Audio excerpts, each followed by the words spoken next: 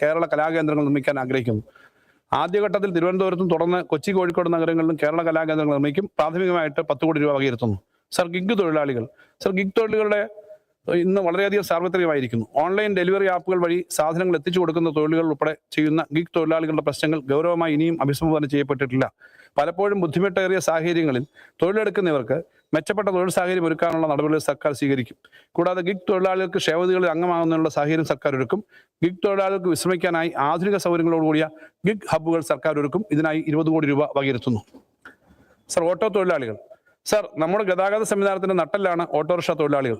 കേന്ദ്ര സർക്കാരിന്റെ നയങ്ങളും ഇന്ധന വിലവർദ്ധനവും മൂലം പ്രതിസന്ധി നേരിടുന്ന ഓട്ടോറിക്ഷ തൊഴിൽ രംഗത്തെ സംരക്ഷിക്കുന്നതിനായി സർക്കാർ ചില നടപടികൾ സ്വീകരിക്കാൻ ഉദ്ദേശിക്കുന്നു.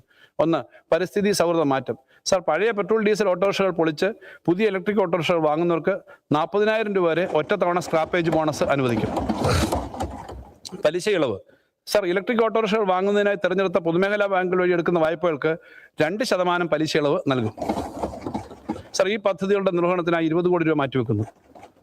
സർ, കേരളത്തിലെ 5000-ലധികം അനൗപചാരിക ഓട്ടോ സ്റ്റാൻഡുകളെ സ്മാർട്ട് മൈക്രോ ഹബ്ബുകളായി മാറ്റാൻ സർക്കാർ ഒരു പദ്ധതി തയ്യാറാക്കുന്നു. ഓരോ സ്ഥലത്തിനും അനുയോജ്യമായ തൊഴിലാളി സൗഹൃദ സ്മാർട്ട് ഓട്ടോ സ്റ്റാൻഡുകൾ നിർമ്മിക്കും. അവിടെ സോളാർ അധിഷ്ഠിത ചാർജിംഗ് സ്റ്റേഷനുകൾ യൂണിറ്റുകൾ ഉൾപ്പെടെ സൗകര്യങ്ങൾ ഒരുക്കും. ഈ പദ്ധതിക്ക് 20 കോടി രൂപ നീക്കിവെക്കുന്നു. തൊഴിലുറപ്പ് പദ്ധതി. സർ, ഇന്ത്യയിലെ സാധാരണക്കാരായ ജനങ്ങൾക്ക് ഏറെ സഹായകരമായിരുന്ന പദ്ധതിയാണ് മഹാത്മാഗാന്ധി ഗ്രാമീണ തൊഴിലുറപ്പ് പദ്ധതി. എന്നാൽ കേന്ദ്ര സർക്കാർ ഈ പദ്ധതിയെ തന്നെ ഇല്ലാതാക്കുന്ന രീതിയിലുള്ള മാറ്റങ്ങൾ വരുത്തിയിരിക്കുകയാണ്. പദ്ധതിയുടെ ആകെ ചെലവിന്റെ 60% കേന്ദ്രം ഏറ്റെടുക്കുകയും നിശ്ചിത തൊഴിൽ ദിനങ്ങളിലേക്ക് അതിനെ ചുരുക്കുകയും ചെയ്തു. ഇപ്പോൾ തന്നെ കേന്ദ്ര നയങ്ങൾ മൂലം സംസ്ഥാനത്തിന്റെ അർഹമായ സാമ്പത്തിക വിഹിതം വെട്ടിക്കുറയ്ക്കുന്ന നടപടി മൂലമുള്ള സാമ്പത്തിക ഞെരുക്കത്തിന് പുറമെയാണ് ഇത്തരം നടപടികൾ ഉണ്ടാകുന്നത്. ഇതോടെ കേരളം പോലെ മികച്ച രീതിയിൽ തൊഴിലുറപ്പ് പദ്ധതി മുന്നോട്ട് കൊണ്ടുകൊണ്ടിരിക്കുന്ന സംസ്ഥാനങ്ങൾക്ക് ഇത് വലിയ തിരിച്ചടിയായിട്ടുണ്ട്. കേന്ദ്ര സർക്കാരിന്റെ നയം തിരുത്തിക്കുന്നതിനുള്ള ശ്രമം നടത്തുന്നതിനോടൊപ്പം സംസ്ഥാനത്തെ തൊഴിലുറപ്പ് പദ്ധതി മികച്ച രീതിയിൽ മുന്നോട്ട് കൊണ്ടുപോകുന്നതിനായി സംസ്ഥാന സർക്കാർ അധിക തുക വകയിരുത്തുകയാണ്. സാർ, മുൻവർഷത്തിൽ നിന്നും അധികമായി തൊഴിലുറപ്പ് പദ്ധതിക്കായി 1000 കോടി രൂപ വകയിരുത്തുകയാണ്.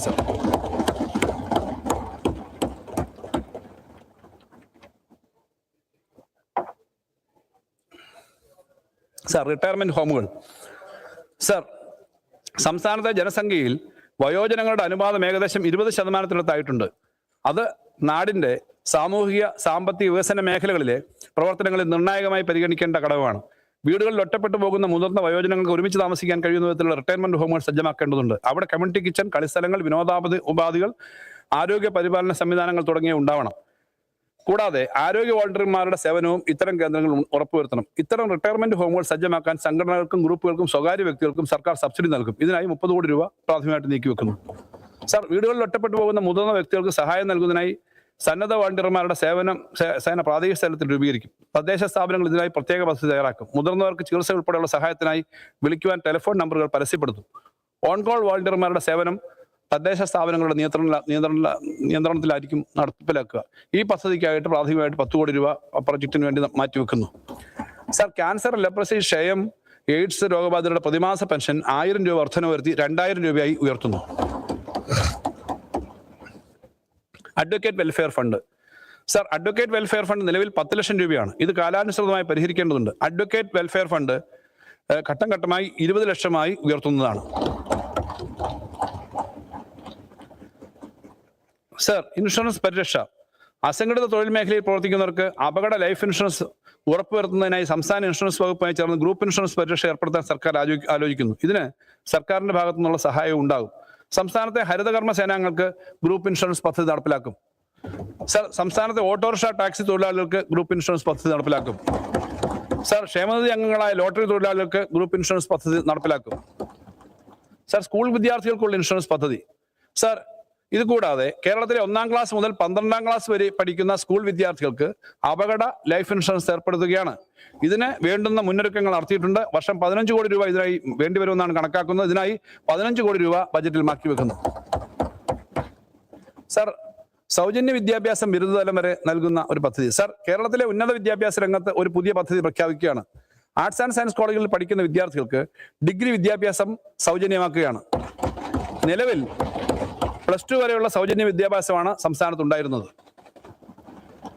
സർ, മെഡിസപ്പ് 2.0. സർ, കേരളത്തിലെ സർക്കാർ ജീവനക്കാർക്കും പെൻഷൻകാരുമായ 11 ലക്ഷത്തോളം പേർക്കുള്ള ആരോഗ്യ ഇൻഷുറൻസ് പദ്ധതിയാണ് മെഡിസപ്പ്. ഏത് പ്രായത്തിലുള്ളവരും യാതൊരു മെഡിക്കൽ പരിശോധനകളും ഇല്ലാതെ ഇതിൽ ക്യാഷ്ലെസ് ഇൻഷുറൻസ് സേവനം നൽകുന്നു. സർ, 104 വയസ്സുള്ള വ്യക്തി വരെ മെഡിസെപ്പിൽ ചേർന്ന് ഇൻഷുറൻസ് സേവനം സ്വീകരിച്ചിട്ടുണ്ട്. മെഡിസെപ്പിന്റെ ഒന്നാം ഘട്ട പദ്ധതി പൂർത്തിയായിരിക്കുന്ന വേളയിൽ കൂടുതൽ പാക്കേജുകളും ആശുപത്രികളെയും ഉൾപ്പെടുത്തി മെഡിസെപ്പ് 2.0 പ്രഖ്യാപിക്കുകയാണ്. ഫെബ്രുവരി 1 മുതൽ ഈ പദ്ധതി നിലവിൽ വരും. സർ, സംസ്ഥാനത്തെ പൊതുമേഖലാ സ്ഥാപനങ്ങളിൽ ജോലിയെടുക്കുന്നവർക്കും വിരമിച്ചവർക്കുമായി മെഡിസെപ്പ് മാതൃകയിൽ ഒരു ഇൻഷുറൻസ് പദ്ധതി ആവിഷ്കരിക്കും. സർ, സംസ്ഥാനത്തെ സഹകരണ സ്ഥാപനങ്ങളിൽ ജോലിയെടുക്കുന്നവർക്കും വിരമിച്ചവർക്കുമായി മെഡിസെപ്പ് മാതൃകയിൽ ഒരു ഇൻഷുറൻസ് പദ്ധതിയും ആവിഷ്കരിക്കും. സർ, മോട്ടോർ രംഗത്ത് പ്രവർത്തിക്കുന്ന ഓട്ടോറിക്ഷ ടാക്സി തൊഴിലാളികൾക്ക് ആരോഗ്യ ഇൻഷുറൻസ് പദ്ധതികൾ വിപുലീകരിക്കേണ്ടതുണ്ട്. ക്ഷേമനിധിയിൽ അംഗങ്ങളായ ഓട്ടോറിക്ഷ ടാക്സി തൊഴിലാളികൾക്ക് വളരെ ചെലവ് കുറഞ്ഞ വിഹിതം അടയ്ക്കുന്ന തരത്തിൽ ഒരു ആരോഗ്യ ഇൻഷുറൻസ് പദ്ധതി നടപ്പിലാക്കും. സർ, റോഡ് അപകടങ്ങളിൽ പെടുന്നവർക്കുള്ള ലൈഫ് സേവർ പദ്ധതി. സർ, സംസ്ഥാനത്ത് പ്രതിവർഷം 48,000 റോഡ് അപകടങ്ങൾ സംഭവിക്കുന്നുണ്ട്. ഇത്തരം അപകടങ്ങളിൽ പെടുന്നവർക്ക് സമയബന്ധിതമായി ചികിത്സ ലഭിക്കാത്ത സാഹചര്യം ഉണ്ടാകാറുണ്ട്. റോഡ് അപകടത്തിൽപ്പെട്ട് ചികിത്സ തേടുന്ന ആളുകൾക്ക് ആദ്യത്തെ 5 ദിവസം പണരഹിത ചികിത്സ നൽകുന്ന ഒരു പദ്ധതി സർക്കാർ പ്രഖ്യാപിക്കുകയാണ്. പദ്ധതിയുടെ കീഴിൽ രജിസ്റ്റർപ്പെട്ട സർക്കാർ ആശുപത്രികളിലും തെരഞ്ഞെടുക്കപ്പെട്ട സ്വകാര്യ ആശുപത്രികളിലും ഈ സൗകര്യം ഉണ്ടാവും. ഇതിനായി ഒരു പദ്ധതി ആവിഷ്കരിച്ച് നടപ്പിലാക്കും. ഈ പദ്ധതിക്കായി സർക്കാർ 15 കോടി രൂപ മാറ്റിവെക്കുന്നു. സർ, പുതിയ ഒരു ഇൻഷുറൻസ് പദ്ധതി. സർ, സംസ്ഥാനത്തെ 42 ലക്ഷം കുടുംബങ്ങൾക്ക് സൗജന്യ ചികിത്സ നൽകുന്ന കാരുണ്യ ആരോഗ്യ സുരക്ഷാ പദ്ധതിയുടെ മാനദണ്ഡങ്ങളുടെ പരിധിക്ക് പുറത്തുള്ള കുടുംബങ്ങൾക്കായി ഒരു ആരോഗ്യ ഇൻഷുറൻസ് പദ്ധതി നടപ്പിലാക്കാൻ സർക്കാർ ആലോചിക്കുന്നു. താരതമ്യേന ചെറിയ തുക അടച്ച് ചേരാൻ കഴിയുന്ന ഇൻഷുറൻസ് പദ്ധതി ബജറ്റ് വർഷം തന്നെ നടപ്പിലാക്കും. ഇതിനായി 50 കോടി രൂപ വകയിരുത്തുന്നു. ആർട്ടിസാൻസ് മേഖല. സർ, ആർട്ടിസാൻസ് മേഖലയിൽ തൊഴിലെടുക്കുന്ന നിരവധി ആളുകൾ കേരളത്തിലുണ്ട്. സ്വർണ്ണപ്പണിക്കാർ, ലോഹപ്പണിക്കാർ, കൽപ്പണിക്കാർ, തടിപ്പണിക്കാർ, കരകൗശല തൊഴിലാളികൾ തുടങ്ങി പരമ്പരാഗത തൊഴിലാളികൾ ധാരാളമുള്ള ഈ മേഖലയിലെ തൊഴിലുകളെ സംരക്ഷിക്കുകയും ആധുനികവൽക്കരിക്കുകയും ചെയ്യേണ്ടതുണ്ട്. ആർട്ടിസാൻസ് മേഖലയിലുള്ളവർക്ക് ആധുനിക തൊഴിലുപകരണങ്ങൾ വാങ്ങുന്നതിന് സർക്കാർ സഹായം നൽകും. 50% വരെ സർക്കാർ സബ്സിഡിയോടെ ഉപകരണങ്ങൾ വാങ്ങുന്നതിനുള്ള ധനസഹായം ലഭ്യമാക്കുന്ന പദ്ധതിക്കായി പ്രാഥമികമായി 5 കോടി രൂപ നീക്കിവെക്കുന്നു. സർ, മൺപാത്ര നിർമ്മാണം കേരളത്തിലെ പ്രധാന പരമ്പരാഗത വ്യവസായ മേഖലകളിലൊന്നാണ്. ഇന്നിപ്പോൾ പരിസ്ഥിതി സൗഹൃദമായ മൺപാത്ര നിർമ്മാണ മേഖലയെ പ്രോത്സാഹിപ്പിക്കേണ്ടതുണ്ട്. അതിനായി 1 കോടി രൂപ അധികമായി അനുവദിക്കുന്നു. Sir, nativity card. സർ, രാജ്യത്ത് പൗരത്വ നിയമം നടപ്പിലാക്കാനുള്ള കേന്ദ്ര സർക്കാർ ശ്രമങ്ങളെ കേരള സർക്കാരും ഇടതുപക്ഷ ജനാധിപത്യ മുന്നണിയും അതിശക്തമായി എതിർക്കുകയുണ്ടായി. ഇപ്പോൾ SIR അടിസ്ഥാനത്തിൽ വോട്ടർ പട്ടിക പരിഷ്കരിക്കാനുള്ള നീക്കങ്ങളിൽ ജനങ്ങളിൽ ആശങ്ക വന്നിട്ടുണ്ട്. SIR സംബന്ധിച്ച് ശക്തമായ നിലപാടുകൾ കേരള സർക്കാർ കേന്ദ്രത്തെയും സുപ്രീം കോടതിയെയും അറിയിച്ചിട്ടുണ്ട്. SIR നടപ്പിലാക്കുന്നത് ന്യൂനപക്ഷങ്ങൾ ഉൾപ്പെടെയുള്ള ജനങ്ങൾക്കിടയിൽ വലിയ ആശങ്ക സൃഷ്ടിച്ചിട്ടുണ്ട്. തലമുറകളായി കേരളത്തിൽ ജീവിച്ചു വരുന്ന മനുഷ്യരുടെ ഇതുമായി ബന്ധപ്പെട്ട ആശങ്കകൾ പരിഹരിക്കുന്നതിനായി സംസ്ഥാനം നേറ്റിവിറ്റി കാർഡ് എന്ന രേഖ നൽകാൻ തീരുമാനിച്ചിരിക്കുകയാണ്. കേരളത്തിലെ എല്ലാ പൗരന്മാർക്കും നേറ്റിവിറ്റി കാർഡുകൾ നൽകുന്നതിനുള്ള നിയമനിർമ്മാണം നടത്താൻ സർക്കാർ തീരുമാനിച്ചിട്ടുണ്ട്. ഇതിന്റെ ചെലവുകൾക്കായി പ്രാഥമികമായി 20 കോടി രൂപ നീക്കിവെക്കുന്നു. സർ, കേരളം ചരിത്രാതീത കാലം മുതൽക്കേ സഹിഷ്ണുതയ്ക്കും സാംസ്കാരിക സമന്വയത്തിനും പേരുകേട്ട നാടാണ്. വിവിധ മതങ്ങളും സംസ്കാരങ്ങളും ഇവിടേക്ക് വന്നു. അവയ്ക്കെല്ലാം വേരോട്ടമുണ്ടായി. പരസ്പര സഹകരണത്തിന്റെയും സൗഹൃദത്തിന്റെയും അന്തരീക്ഷം എല്ലാ കാലത്തും ഇവിടെ ഉണ്ടായിരുന്നു.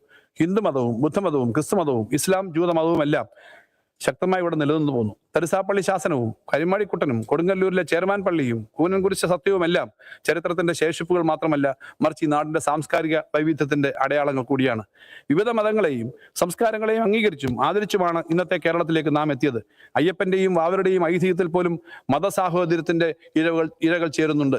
ഈ ഐക്യവും സാഹോദര്യവും മറ്റു പല പ്രദേശക്കാർക്കും ചിലപ്പോൾ അത്ഭുതമുളവാക്കിയേക്കാം. കേരളത്തിന്റെ ചരിത്രപരമായ ഈ സാഹോദര്യത്തെ ചേർത്ത് നമുക്ക് കൂടുതൽ കരുത്തോടെയും ചൈതന്യത്തോടെയും മുന്നോട്ട് പോകേണ്ടതുണ്ട്. കേരളത്തിന്റെ മത സാംസ്കാരിക സാഹോദര്യത്തിന്റെ ചരിത്രവും നാൾവഴികളും വിശകലനാത്മകമായി രേഖപ്പെടുത്തേണ്ടതുണ്ട്. ഇതിനായി ഒരു പദ്ധതി നടപ്പിലാക്കാൻ സർക്കാർ ആലോചിക്കുന്നു. അതിനായി ഈ ബജറ്റിൽ 10 കോടി രൂപ വകയിരുത്തുന്നു. സർ, കേരളത്തിലെ നവോത്ഥാന നായകരിൽ ഒരാളും ശ്രീമൂലം പ്രജാസഭയിലെ അംഗവുമായിരുന്ന കാവാരിക്കുളം കണ്ണൻകുമാറിന് തിരുവനന്തപുരം ജില്ലയിൽ നേമം വില്ലേജിൽ ഉചിതമായ ഒരു സ്മാരകവും ലൈബ്രറിയും ഗവേഷണ കേന്ദ്രവും സ്ഥാപിക്കണം എന്നുള്ള ആവശ്യമുണ്ട്. ഏതായാലും അതിനായി 1.5 കോടി രൂപ അനുവദിക്കുന്നു. അയ്യാ വൈകുണ്ഠസ്വാമിക്ക് സ്മാരകം സ്ഥാപിക്കും. അതിനായി 2 കോടി രൂപ വകയിരുത്തുന്നു. സർ, മഹാത്മാഗാന്ധി തന്റെ 5ാമത്തെയും അവസാനത്തെയും കേരള സന്ദർശനത്തിലെ അവസാന പൊതുപരിപാടിയിൽ പങ്കെടുത്തത് 1937 ജനുവരി 21 തൃക്കണ്ണമംഗൽ ക്ഷേത്രത്തിലായിരുന്നു. ക്ഷേത്രം എല്ലാ ജാതിക്കാർക്കുമായി തുറന്നു കൊടുക്കുന്നതിനായിരുന്നു ചടങ്ങ്. ഇപ്പോൾ പൊതുമരാമത്ത് വകുപ്പ് ഓഫീസും റെസ്റ്റ് ഹൗസും സ്ഥിതി ചെയ്യുന്ന കൊട്ടാരക്കര മുസാവരി ബംഗ്ലാവിലായിരുന്നു ഗാന്ധിജി വിശ്രമിച്ചത്. ഗാന്ധിജിയുടെ ഓർമ്മകളുള്ള മുസാവരി ബംഗ്ലാവിൽ മഹാത്മാഗാന്ധി പബ്ലിക് ലൈബ്രറിയും ഗാന്ധി സ്മാരകവും സ്ഥാപിക്കാനായിട്ട് ഉദ്ദേശിക്കുന്നു. സർ, യുവജന ക്ലബ്ബുകൾക്ക് പ്രവർത്തന ഗ്രാന്റ്. സർ, നമ്മുടെ ഗ്രാമങ്ങളിലും നഗരങ്ങളിലും യുവാക്കളുടെ നേതൃത്വത്തിൽ നിരവധി ആർട്സ് ആൻഡ് സ്പോർട്സ് ക്ലബ്ബുകൾ പ്രവർത്തിച്ചിരുന്നു. എന്നാൽ ഇന്ന് പലതിൻ്റെയും പ്രവർത്തനങ്ങൾ മന്ദീഭവിക്കുകയാണ്. നാടിനാകെ ഉണർവ് നൽകുന്ന ക്ലബ്ബുകളെ ശാക്തീകരിക്കുകയും പ്രോത്സാഹിപ്പിക്കുകയും ചെയ്യുക എന്ന ലക്ഷ്യത്തോടെ രജിസ്റ്റർ ചെയ്യപ്പെട്ടിട്ടുള്ള ക്ലബ്ബുകൾക്ക് പ്രതിവർഷം 10,000 രൂപ പ്രവർത്തന ഗ്രാന്റ് നൽകുന്ന ഒരു പദ്ധതി ഈ സർക്കാർ പ്രഖ്യാപിക്കുന്നു. ഇതിനായി 5 കോടി രൂപ മാറ്റിവെക്കുന്നു.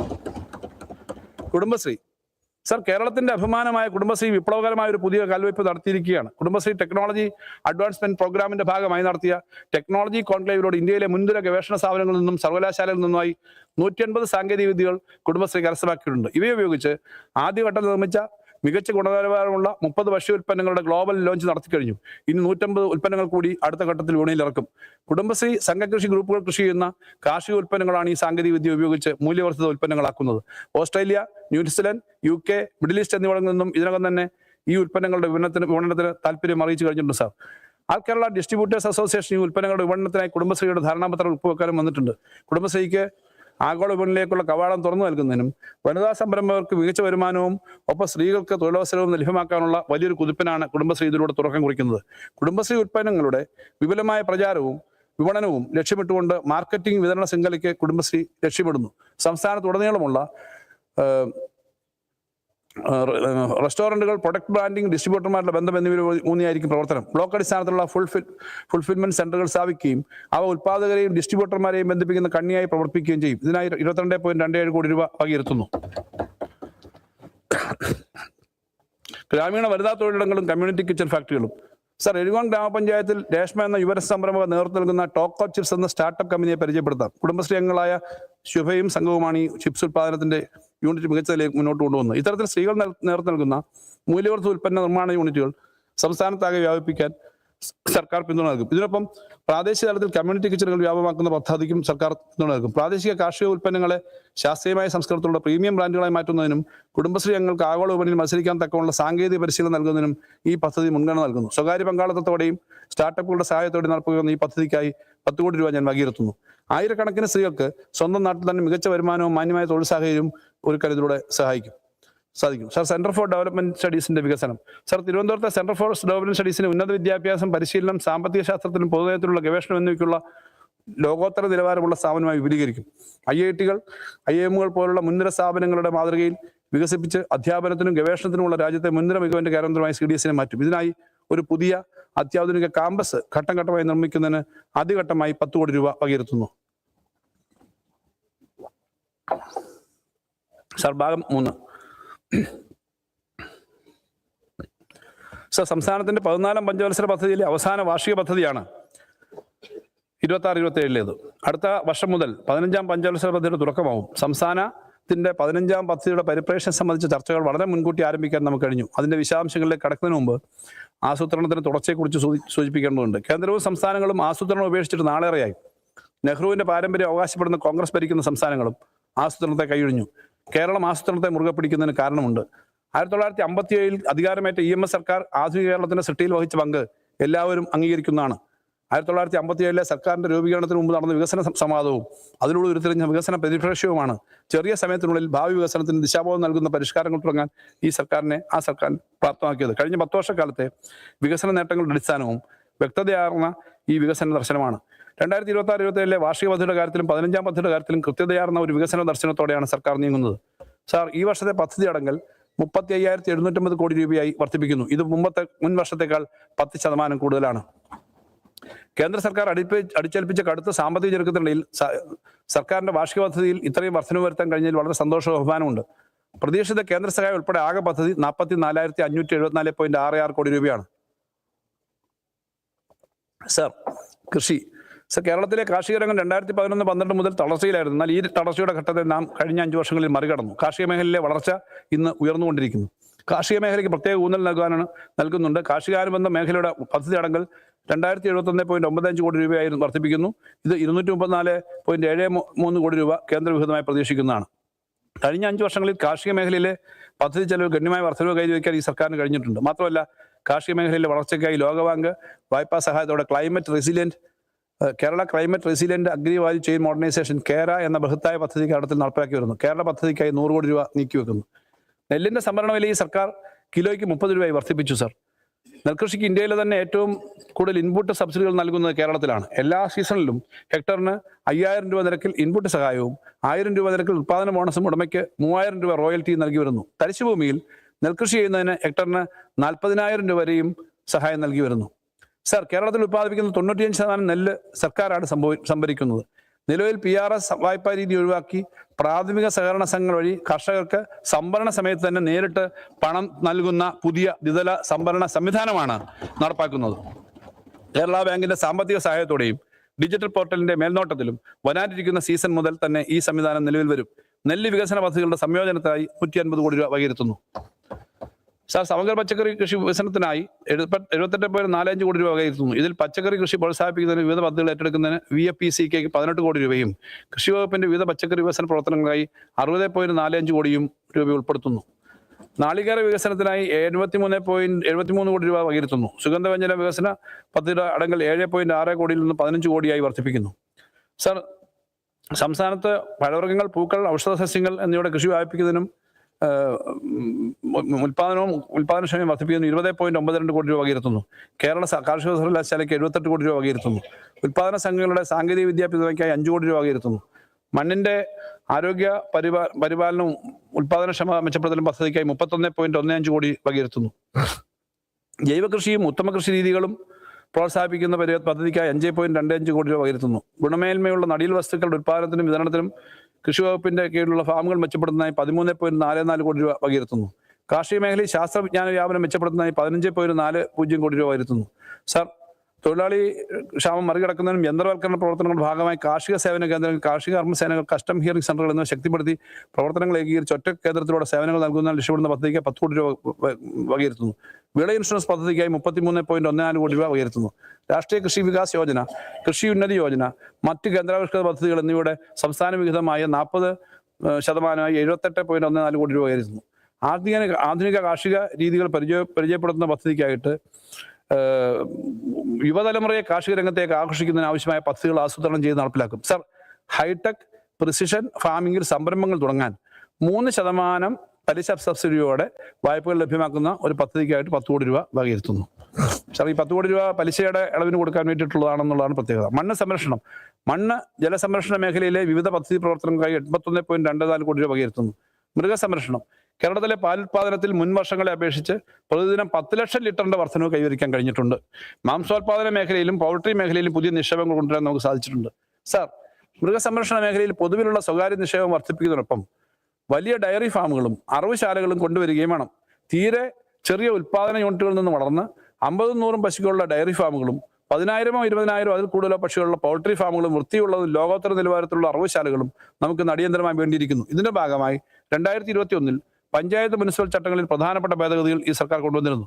മൃഗസംരക്ഷണ മേഖലയ്ക്ക് 318.46 കോടി രൂപ വകയിരുത്തുന്നു. കേന്ദ്രാവിഷ്കൃത പദ്ധതികളിൽ നിന്നും 12.76 കോടി രൂപ പ്രതീക്ഷിക്കുന്നു. സങ്കരയിന ബീജസങ്കലന സൗകര്യങ്ങൾ വർദ്ധിപ്പിക്കാൻ ലക്ഷ്യമിടുന്ന പദ്ധതിക്കായിട്ട് 9.2 കോടി രൂപ വിലയിരുത്തുന്നു. മൃഗസംരക്ഷണ സേവനങ്ങൾ വീട്ടുപടിക്കൽ ലഭ്യമാക്കുന്ന പദ്ധതിക്കായി 18.5 കോടി രൂപ വകയിരുത്തുന്നു. മൃഗസംരക്ഷണ വകുപ്പിന് കീഴിലുള്ള ഫാമുകളുടെ സംരക്ഷണത്തിന് 18 കോടി രൂപ വകയിരുത്തുന്നു. സംസ്ഥാനത്തെ വെറ്റിനറി സേവനങ്ങൾ മെച്ചപ്പെടുത്തുന്നതിന് ആകെ വിഹിതമായി 38 കോടി രൂപ വകയിരുത്തുന്നു. പ്രത്യേക കന്നുകുട്ടി പരിപാലന പരിപാടിയുടെ ഭാഗമായി 7.5 കോടി രൂപ വകയിരുത്തി പദ്ധതി വിഹിതം അധികമായി വകയിരുത്തി 48.5 കോടി രൂപയിൽ നിന്നും 56 കോടി രൂപയെ വർദ്ധിപ്പിക്കുന്നു. മൃഗചികിത്സാ സേവനങ്ങൾ ശക്തിപ്പെടുത്തുന്നതിന് 44.5 കോടി രൂപ വകയിരുത്തുന്നു. കേരള ലൈഫ് സ്റ്റോക്ക് ഡെവലപ്മെന്റ് ബോർഡിന്റെ പ്രവർത്തനങ്ങൾക്കായി 30.46 കോടി രൂപയും പൗൾട്രി വികസന കോർപ്പറേഷൻ 10 കോടി രൂപയും വകയിരുത്തുന്നു. മീറ്റ് പ്രൊഡക്ട്സ് ഓഫ് ഇന്ത്യക്ക് 6.14 കോടി രൂപ വകയിരുത്തുന്നു. കേരള ഫീഡ്സിന്റെ പ്രവർത്തനങ്ങൾക്ക് 22.2 കോടി രൂപ വകയിരുത്തുന്നു. Kerala veterinary and animal science സർവകലാശാലയുടെ പ്രവർത്തനങ്ങൾക്കായി 69 കോടി രൂപ വകയിരുത്തുന്നു. Kerala cooperative milk marketing federation 8.7 കോടി രൂപ വകയിരുത്തുന്നു. ക്ഷീരവികസനം, സാർ, ക്ഷീരവികസന മേഖലയ്ക്കായി 26-27 വർഷത്തിൽ ആകെ 128.05 കോടി രൂപ വകയിരുത്തുന്നു. Dharmadam Vengad global dairy village പദ്ധതിയുടെ തുടർ നടത്തിപ്പിനായി 10 കോടി രൂപ വകയിരുത്തുന്നു. വാണിജ്യ ക്ഷീരവികസന പ്രവർത്തനങ്ങൾ, മിൽക്ക് ഷെഡ് വികസന പ്രവർത്തനങ്ങളും ശക്തിപ്പെടുത്തുന്നതിന് 5.2 കോടി രൂപ അധികം അനുവദിച്ച് പദ്ധതി വിഹിതം 45 കോടി രൂപയായി വർദ്ധിപ്പിക്കുന്നു. സംസ്ഥാനത്തെ ഗ്രാമീണ ക്ഷീര വിപുലീകരണത്തിനും കാർഷിക ഉപദേശ സേവനങ്ങൾക്കുള്ള വിഹിതം 12 കോടിയായി വർദ്ധിപ്പിക്കുന്നു. പ്രാഥമിക ക്ഷീര സഹകരണ സംഘങ്ങളുടെ പശ്ചാത്തല സൗകര്യങ്ങൾ വർദ്ധിപ്പിക്കുകയും ആധുനികവൽക്കരിക്കുകയും ചെയ്യുന്നതിന് 22.55 കോടി രൂപ വകയിരുത്തുന്നു. പാലിന്റെയും പാലുൽപ്പന്നങ്ങളുടെയും ഗുണനിലവാരം ഉറപ്പുവരുത്തുക എന്ന ലക്ഷ്യത്തോടെ ലബോറട്ടറികൾ ശക്തിപ്പെടുത്തുന്നതിന് വേണ്ടി 8 കോടി രൂപ വകയിരുത്തുന്നു. പാൽ ഉൽപാദകർക്ക് കാലിത്തീറ്റ സബ്സിഡി നൽകുന്നതിനായി 8 കോടി രൂപ വകയിരുത്തുന്നു. ക്ഷീര കർഷകർക്ക് ഇൻഷുറൻസ് പരിരക്ഷ ഉറപ്പാക്കുന്നതിന് ക്ഷീര കർഷക സമിതിയിലേക്ക് 4 കോടി രൂപ വകയിരുത്തുന്നു. സർ, സ്റ്റേറ്റ് ഫോഡർ ഫാമും മോഡൽ ഡയറി യൂണിറ്റും തിരുവനന്തപുരം ജില്ലയിലെ നെട്ടുകാൽ തീരിയിൽ സ്ഥാപിക്കുന്നതിനായി 10 കോടി രൂപ വകയിരുത്തുന്നു. മത്സ്യബന്ധനം. സർ, മത്സ്യബന്ധന മേഖലയിൽ 3 പ്രധാനപ്പെട്ട മേഖലകളാണ് ഈ സർക്കാർ ഊന്നൽ നൽകിയിട്ടുള്ളത്. ഒന്നാമതായി മത്സ്യത്തൊഴിലാളികളുടെ ജീവസുരക്ഷ ഉറപ്പുവരുത്തുകയും കൂടുതൽ മെച്ചപ്പെട്ട സാമൂഹ്യ സുരക്ഷാ പദ്ധതികൾ ഏർപ്പെടുത്തുകയും ചെയ്യുക. രണ്ടാമതായി കടൽക്ഷോഭം നേരിടുന്ന ഗ്രാമങ്ങളുടെ പുനരധിവാസവും അതിന്റെ ഭാഗമായി നടപ്പാക്കി വരുന്ന ഫ്ലാഗ്ഷിപ്പ് പദ്ധതിയായ പുനർഗേഹം. മൂന്നാമതായി ഉൾനാടൻ മത്സ്യബന്ധന മേഖലയുടെ വികാസം. ഇതിനൊക്കെ പുറമെ ഈ സർക്കാർ പൊതുവിൽ മത്സ്യബന്ധന മേഖലയുടെ വികസനത്തിന് വേണ്ടി ഒരു ബ്ലൂ എക്കോണമി നയവും ഒരുക്കിയിട്ടുണ്ട്. സർ, മത്സ്യബന്ധന വകുപ്പിന് 166.31 കോടി രൂപയും ഹാർബർ എഞ്ചിനീയറിംഗ് വകുപ്പിന് 35.31 കോടി രൂപയും Kerala fisheries and ocean studies സർവകലാശാലയ്ക്ക് 37.5 കോടി രൂപയും ഉൾപ്പെടെ ആകെ 239.12 കോടി വകയിരുത്തുന്നു. സമ്പാദ്യ സമാശ്വാസ പദ്ധതി 22 കോടി രൂപയും വകയിരുത്തുന്നു. മത്സ്യകൃഷി ഉൽപ്പാദനം വർദ്ധിപ്പിക്കുന്നതിനായി അക്വാകൾച്ചർ വികസന പദ്ധതിക്ക് വിഹിതം 70 കോടി രൂപ വർദ്ധിപ്പിക്കുന്നു. ഇതിന് പുറമെ അക്വാകൾച്ചർ വിപുലീകരണ പ്രവർത്തനങ്ങൾക്ക് 7.11 കോടി രൂപയും വകയിരുത്തുന്നു. കടൽ സുരക്ഷാ പദ്ധതിക്കായിട്ട് 3 കോടി രൂപ വകയിരുത്തുന്നു. തീരദേശ വികസനത്തിനായി മുൻവർഷത്തെക്കാൾ 7 കോടി വർദ്ധിപ്പിച്ച് 183.98 കോടി രൂപ വകയിരുത്തുന്നു. ഇത് തീരദേശ മേഖലയിലെ അടിസ്ഥാന സൗകര്യ വികസനത്തിനും മത്സ്യത്തൊഴിലാളികളുടെ മാനവശേഷി വികസനത്തിനും ആയി 143 കോടി രൂപയും ഉൾപ്പെടുന്നു. സർ, പുനർഗേഹം പദ്ധതിക്ക് 4.2 കോടി രൂപ വർദ്ധിപ്പിച്ച് 60 കോടി രൂപയിൽ നിന്നും 64.2 കോടി രൂപയായി വർദ്ധിപ്പിക്കുന്നു. സംയോജിത തീരദേശ വികസനത്തിന് 15 കോടി ആയിട്ട് നിശ്ചയിക്കുന്നു. മത്സ്യബന്ധന തൊഴിലാളികളുള്ള ഗ്രൂപ്പ് ഇൻഷുറൻസ് പദ്ധതിക്കായിട്ട് 10 കോടി രൂപ വകയിരുത്തുന്നു. തീരദേശ മേഖലയുടെ അടിസ്ഥാന സൗകര്യങ്ങളും മാനവശേഷി വികസനം എന്ന പദ്ധതിക്ക് 69 കോടി വകയിരുത്തുന്നു. മത്സ്യബന്ധങ്ങളുടെ തുറമുഖങ്ങളുടെ അറ്റകുറ്റപ്പണികളും മണ്ണ് നീക്കലും പദ്ധതിക്ക് 12.3 കോടി രൂപ വകയിരുത്തുന്നു. മത്സ്യ ഫാമുകളുടെ കാര്യത്തിനായി 18 കോടി രൂപ വകയിരുത്തുന്നു. മത്സ്യബന്ധന തുറമുഖങ്ങൾക്ക് 13.31 കോടി രൂപ വകയിരുത്തുന്നു. നിലവിലെ മത്സ്യബന്ധന തുറമുഖങ്ങളുടെ ആധുനികവൽക്കരണത്തിനും കടൽപ്പാലങ്ങളുടെയും റോഡുകളുടെയും നിർമ്മാണത്തിനുമായി 20 കോടി വകയിരുത്തുന്നു. സംയോജിത മത്സ്യവികസന പ്രോജക്റ്റിനായി 12 കോടി വകയിരുത്തുന്നു. സർ, വനവും വന്യജീവി സംരക്ഷണവും എന്ന മേഖലയിൽ പദ്ധതികൾ നടപ്പിലാക്കുന്നതിനായി 288.6 കോടി രൂപ വകയിരുത്തുന്നു. മനുഷ്യ വന്യജീവി സംഘർഷം കുറയ്ക്കുന്നതിനായി വിവിധ വകുപ്പുകൾ ഏകോപിത പ്രവർത്തനം ഉറപ്പാക്കിക്കൊണ്ട് നാം ബൃഹത്തായ മിഷൻ ആരംഭിച്ചിട്ടുണ്ട്. ഇതിൽ സ്മാർട്ട് ഫിസിക്കൽ ബാരിയറുകൾ, മുന്നറിയിപ്പ് സംവിധാനങ്ങൾ, വന്യജീവി ആവാസ വ്യവസ്ഥയുടെ